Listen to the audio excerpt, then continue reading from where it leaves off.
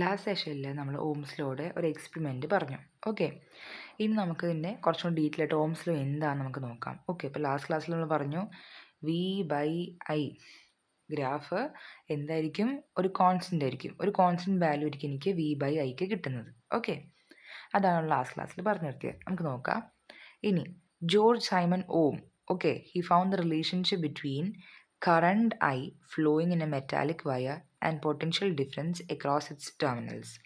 അപ്പോൾ എനിക്കൊരു സർക്യൂട്ട് ഉണ്ട്. അപ്പോൾ ആ സർക്യൂട്ടിനകത്ത് ഞാൻ ഉപയോഗിക്കുന്ന മെറ്റാലിക് വയർ. ഓക്കെ, അപ്പോൾ ആ മെറ്റാലിക് വയറിനകത്തുള്ള കറണ്ടിനെയാണ് I എന്ന് പറയുന്നത്. ഓക്കെ, ആ കറണ്ടും ആ വയറിൻ്റെ ടെർമിനൽസിലുള്ള പൊട്ടൻഷ്യൽ ഡിഫറൻസ്, അതായത് വയറിൻ്റെ രണ്ട് എൻഡുകളിലുള്ള പൊട്ടൻഷ്യൽ ഡിഫറൻസും. ഓക്കെ, ഇത് തമ്മിൽ അദ്ദേഹം ഒരു എന്ത് കണ്ടുപിടിച്ചു? He found A relationship. Okay, എന്ത് തമ്മിലാണ്?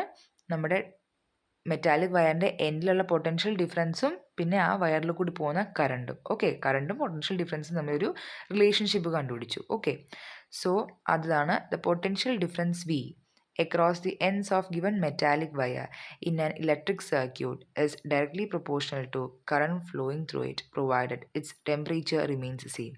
This is called Ohm's law. Okay, അപ്പം എന്തായിരുന്നു relationship? Potential difference V. Okay, potential difference നമ്മൾ റെപ്രസെൻറ്റ് ചെയ്യുന്നത് V. Okay, across the ends of given metallic wire, തന്നിരിക്കുന്ന വയറിൻ്റെ എൻഡിലുള്ള രണ്ട് ടെർമിനൽസിലുള്ള പൊട്ടൻഷ്യൽ ഡിഫറൻസ്. ഓക്കെ, ഒരു ഇലക്ട്രിക് സർക്യൂട്ടിലിരിക്കുന്ന വയർ. ഓക്കെ, അതും കൂടെ ശ്രദ്ധിക്കണം. ഓക്കെ, അതെന്തായിരിക്കും? ഈ വയറിൻ്റെ പൊട്ടൻഷ്യൽ ഡിഫറൻസ് എന്താണ്? It is directly proportional to current flowing through it. ഇതിനകത്തൂടെ പോകുന്ന കറണ്ടിനോട് ഡയറക്ട്ലി പ്രൊപ്പോർഷണൽ ആണെന്ന്. എന്ത് സംഭവം? Potential difference. ഓക്കെ, എന്തിൻ്റെ പൊട്ടൻഷ്യൽ ഡിഫറൻസ് ആണ്? ഇലക്ട്രിക് സർക്യൂട്ടിനകത്തിരിക്കുന്ന മെറ്റൽ വയറിൻ്റെ. ഓക്കെ, അതാണ്. Provided it's temperature remains same. എന്താണ് അവിടെ ശ്രദ്ധിക്കേണ്ട ഒരു കാര്യം? ടെമ്പറേച്ചർ അവിടെ സെയിം തന്നെയാണ്. ഓക്കെ, ടെമ്പറേച്ചറിൽ ഡിഫറൻസ് ഒന്നുമില്ല, കൂടുന്നുമില്ല, കുറയുന്നുമില്ല, അതങ്ങനെ തന്നെ നിൽക്കുന്നു. ഓക്കെ, ഇതിനെയാണ് നമ്മൾ എന്തെന്ന് പറയുന്നത്? ഓംസ് ലോ എന്ന് പറയുന്നത്. ഓക്കെ, ഇനി ഇതിനെ നമ്മൾ എഴുതുമ്പോൾ എങ്ങനെയാണ് എഴുതുന്നതെന്നറിയോ? V potential difference directly proportional എന്ന് പറഞ്ഞാൽ ഇങ്ങനെ പ്രൊപ്പോർഷണാലിറ്റി സിമ്പിൾ എഴുതുന്നത്. പ്രൊപ്പോർഷണൽ ടു I, അതായത് കറണ്ട് കൂടുമ്പോൾ പൊട്ടൻഷ്യൽ കൂടും, പൊട്ടൻഷ്യൽ ഡിഫറൻസ് കൂടും, പൊട്ടൻഷ്യൽ ഡിഫറൻസ് കൂടുമ്പോൾ കറണ്ട് കൂടും, അങ്ങനെ ഡയറക്ട്ലി പ്രൊപ്പോർഷണൽ. ഓക്കെ, അതാണ് ഈ പറഞ്ഞിരിക്കുന്നത്. ഇനി പൊട്ടൻഷ്യൽ ഡിഫറൻസ് കുറയുമ്പോൾ കറണ്ട് കുറയും, അതായത് ഈക്വൽ രണ്ടും ഒരുപോലെ പോകുന്നതെന്ന്. ഓക്കെ, അതിനാണ് ഡയറക്ട്ലി പ്രൊപ്പോർഷണൽ എന്ന് പറഞ്ഞു കഴിഞ്ഞാൽ. ഓക്കെ, അപ്പോൾ V is proportional to I.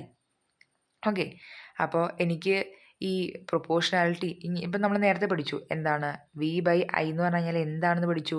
അതൊരു കോൺസ്റ്റൻ്റ് ആണെന്ന് പഠിച്ചു, ശരിയല്ലേ? V/I is equal to constant.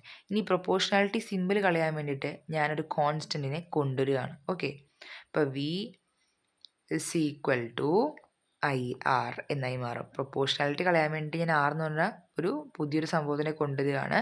അപ്പോൾ എൻ്റെ പ്രൊപ്പോർഷണാലിറ്റി മാറി V is equal to IR. അതായത് ഈ ഐന് ഇപ്പുറത്തേക്ക് കൊണ്ടുവന്നത് സംഭവിക്കും V/I is equal to R. R എന്ന് പറഞ്ഞാൽ എന്താണെന്ന് നമ്മൾ നേരത്തെ പറഞ്ഞു? കോൺസ്റ്റൻ്റ് ആണ്. V/I എന്ന് പറഞ്ഞു കഴിഞ്ഞാൽ കോൺസ്റ്റൻ്റ് ആണ്. അപ്പോൾ R എന്തായിരിക്കും? V/I is equal to constant എന്നല്ലേ? V/I is equal to R എന്ന് പറഞ്ഞാൽ എന്താ? R എന്ന് പറയുമ്പോൾ എന്താണ്? അപ്പോൾ കോൺസ്റ്റൻ്റ് ആണ്. ഓക്കെ, ഇനി R എന്താണെന്ന് നമുക്ക് നോക്കാം. അതിവിടെ പറഞ്ഞിട്ടുണ്ട്. ഓക്കെ, അതാണ് അടുത്തത് പറയുന്നത്. R is A constant. R constant ആണ് അല്ലേ?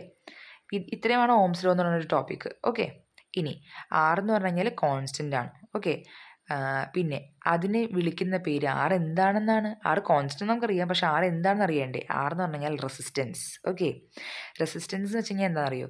It is the property of a conductor to resist the flow of charges through it. അതായത് എനിക്കൊരു കണ്ടക്ടർ ഉണ്ട്.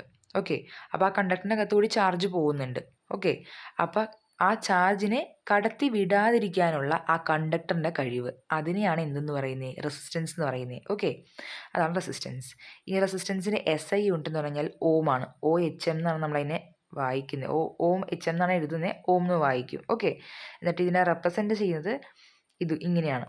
ഓക്കെ, ഗ്രീക്ക് ലെറ്റർ, ഇതാണ് ഓം എന്ന് പറയുന്നത്. ഓക്കെ, അപ്പോൾ ഓംസ് ലോ അനുസരിച്ച് നമുക്ക് എന്തെന്ന് പറയാം?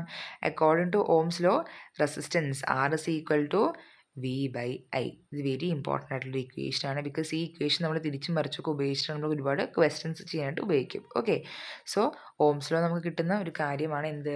Resistance is equal to V/I. Okay, അപ്പം അത്രയുമാണ് ആ ഒരു ടോപ്പിക്ക്.